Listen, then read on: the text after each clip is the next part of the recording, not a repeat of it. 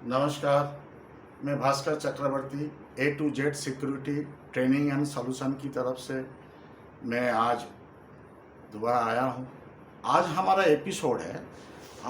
Episode है hospital security and emergency, इसको लेके, क्योंकि बहुत सारे कमेंट्स आ चुका है मेरे पास, खास करके विदेशों से, खास करके बांग्लादेश से, क्योंकि हॉस्पिटल इमरजेंसी में क्या है नहीं है।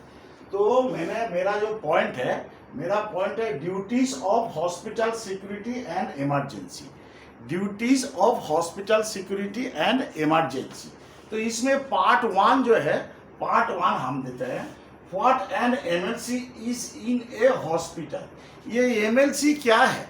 एमएलसी का मतलब है मेडिको लीगल केसेस। हर स्टेट में, हर देश में ये है।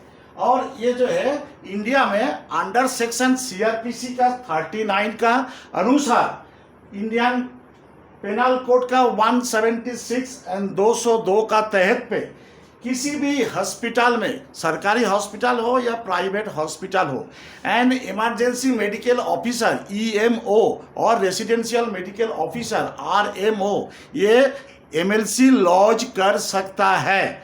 कैसे? कि जब भी कोई पेशेंट आता है या पेशेंट को लेके जो भी आता है, या पेशेंट खुद सेल्फ चल के आते हैं या किसी गाड़ी पे आते हैं, तो डॉक्टर उसका जो है डिक्लेरेशन लेता है, या पेशेंट से लेते हैं या पेशेंट जो कैरी करके लेके आ रहा है उससे लेते हैं। तो इसमें क्या होता है, इसमें एमएलसी लेस होता है any unnatural accidental cases, any unnatural, जो नेचुरल नहीं है उसको। दूसरी क्या है, इंजरी ऑब्लिक असॉल्ट, इंजरी हुआ या असॉल्ट हुआ, किसी ने पेट में छुरी मार दिया, किसी ने बुलेट से मार दिया, किसी को इंजरी कर दिया, वो। दूसरी है बर्निंग, जला हुआ व्यक्ति, खास करके महिलाओं को। ये डाउरी केस तो नहीं है, ये दूसरा कोई इशू तो नहीं है, इस सब को लेके ये बर्निंग केस। चौथा क्या है, हैंगिंग केसेस, जो गला में फांस लगा के मरते हैं, वो हैंगिंग केसेस। पांचवा क्या है, पॉइजनिंग क्या है, कोई जो है जहर पी लेते हैं, जानबूझकर जहर पी लेते हैं, या किसी ने जहर पिला दिया है उसको। उसके बाद क्या होता है, 6 नंबर, बॉडी इन डेड, मतलब पेशेंट को लाते लाते ही मर गया है, उसको परिभाषा में बोला जाता है बीआईडी, बॉडी इन डेड। जो हॉस्पिटल बना है, हॉस्पिटल क्लिनिकल एस्टेब्लिशमेंट एक्ट का तहत पे हॉस्पिटल को जिंदा आदमी का, बीमारी आदमी का इलाज होता है, मरा हुआ आदमी का इलाज नहीं होता है। 7 नंबर क्या है, एनी फॉल डाउन, कहीं से भी गिर गया, 1 मंजिल से, 2 मंजिल से, 3 मंजिल से, सीढ़ी से, कहीं से भी गिर गया, उसका भी एमएलसी रेज होता है। उसके बाद क्या है, 8 नंबर क्या है, जो सुसाइड करने जा रहा है, या सक्सेस नहीं हुआ है, या सुसाइड करने जा रहा है, होमिसाइड करने जा रहा है, उसको। और जो है रोड ट्रैफिक एक्सीडेंट, जिसको बोला जाता है कानूनन परिभाषा में आरटीए, मतलब रोड ट्रैफिक एक्सीडेंट। इसी में भी क्या होता है, इसी में भी पुलिस भी लेके आता है, या जिसने देखा है सबसे पहले उसने लेके आता है।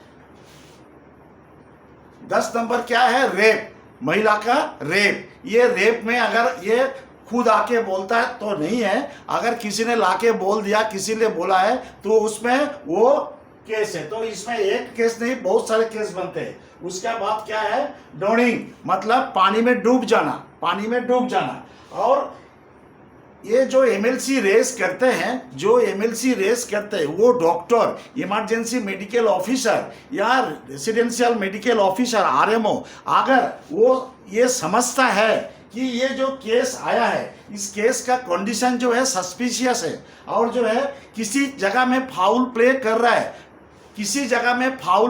रहा है, या सच नहीं बोल रहा है, या किसी सच को छुपा रहा है, तो इसको जानकारी के लिए ये हमारे ईएमओ और आरएमओ एमएलसी कर सकता है। एमएलसी जो है फास्ट इंफॉर्मेशन रिपोर्ट जैसे थाने में होता है एफआईआर, उसी तरह हॉस्पिटल में कोई इस केस में जो जो पेशेंट आते हैं सबको फॉर्म फिलअप करा के जो लेके आया या गार्जियन का सिग्नेचर करा के लोकल पुलिस स्टेशन में इसको दिया जाता है और उसमें एक कलम दिया रहता है प्लेस ऑफ ऑकरेंस, कौन सी जगह में हुआ है, कौन सी थाना का अंडर में हुआ है, कितना बजे हुआ है, कितना टाइमिंग में हुआ है, ये उसमें अप्रॉक्सी दिया रहता है। ये होने से ऐसा पेशेंट इमरजेंसी में आने से सिक्योरिटी का बड़ा समस्या होता है, क्योंकि उसमें क्यों समस्या होता है, समस्या इसीलिए होता है कि ये जो है आपका ह्यूज गैदरिंग होता है और दूसरी क्या है, इमोशन फैक्टर उसमें काम करता है, इमोशन फैक्टर बड़ी माप से काम करता है। और जो क्या है लोकालिटी, ये देखना पड़ेगा ये कौन सी लोकालिटी में है। अगर बस्ती इलाका में हो, अगर और कहीं बगल बगल में कोई बस्ती है, अगर कोई जगह में जो एकदम नियर बाई गैदरिंग है, मार्केट है, सारे आदमी वहाँ पे पहुँच जाता है लोकालिटी में। और जो है पॉलिटिकल या वीवीआईपी का प्रेशर रहता है, इन्फ्लुएंस रहता है इसमें, तो उससे बचने के लिए जो इतना सारे आदमी आते हैं वो भी होता है। और एक होता है क्या, जिसने मारा है उसको पकड़ के लाया है, वहीं पे उसको मारा है, वो भी इंज्योर है, उसका भी पार्टी आया है, जिसको मार लगा है, चोट लगा है, वो भी इंज्योर है। दोनों जब एक जगह में गैदरिंग होता है तो उसमें क्या होता है, उसमें दोनों में आपस में लड़ाई करने का चांसेस बहुत होता है और ये एक एजिटेशन होता है, ये एक एजिटेट हो जाके कुछ ना कुछ कर बैठता है। उसमें से अगर कोई गुजर गया और एजिटेट हो जाता है, उसमें क्या होता है, वो आपस में मारपीट, आपस में भिड़ लेते हैं और हॉस्पिटल का प्रॉपर्टी को नुकसान करते हैं। ये जो है हमने एमएलसी का बताया आपको। हॉस्पिटल सिक्योरिटी में ये एमएलसी बड़ी माप में आते हैं। जिस हॉस्पिटल में इमरजेंसी है, कहीं पे अगर आँख का हॉस्पिटल है, दांत का हॉस्पिटल है, स्किन का हॉस्पिटल है, ये सब में नहीं होता है। जो मल्टी सुपर स्पेशलिटी हॉस्पिटल है या जनरल हॉस्पिटल है या सरकारी हॉस्पिटल है, उस जगह में ये होता है। सरकारी हॉस्पिटल में पुलिस पिकेटिंग रहता है, प्राइवेट हॉस्पिटल में पुलिस पिकेटिंग नहीं रहता है।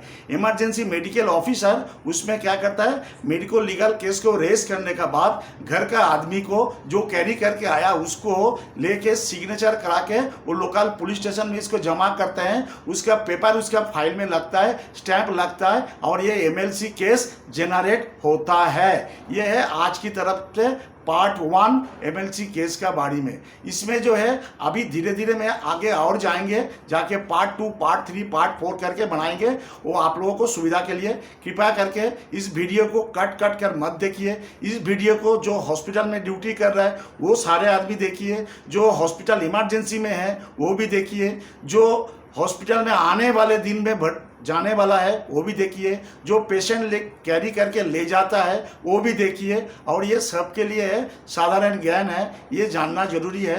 और कानून के तरफ से हम लोगों को सभी को कानून को सहायता करना बहुत ज़रूरी है। इस एमएलसी में कोई माल प्रैक्टिस नहीं होना है, कहीं भी काट चीट नहीं होना है। अगर काट होगा उसमें कंसर्न डॉक्टर जो है फर्स्ट विजिट किया ईएमओ या आरएमओ, उसका सिग्नेचर होना है, उसका जो है मेडिकल रजिस्ट्रेशन नंबर होना चाहिए।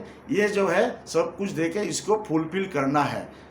और हमारे चैनल को, हमारे ये शिक्षा आपको अगर अच्छे लगते हैं तो आप इसको कृपा करके कमेंट्स कीजिए, सब्सक्राइब कीजिए और इसमें लाइक कीजिए। जो भी चीज़ आपको चाहिए हॉस्पिटल सिक्योरिटी का रिलेटेड मेरे को कमेंट्स बॉक्स में लिखिए। मैं आप लोगों को एक एक करके सब बताऊंगा। धन्यवाद। भास्कर चक्रवर्ती, A to Z security training and consultant की तरफ से।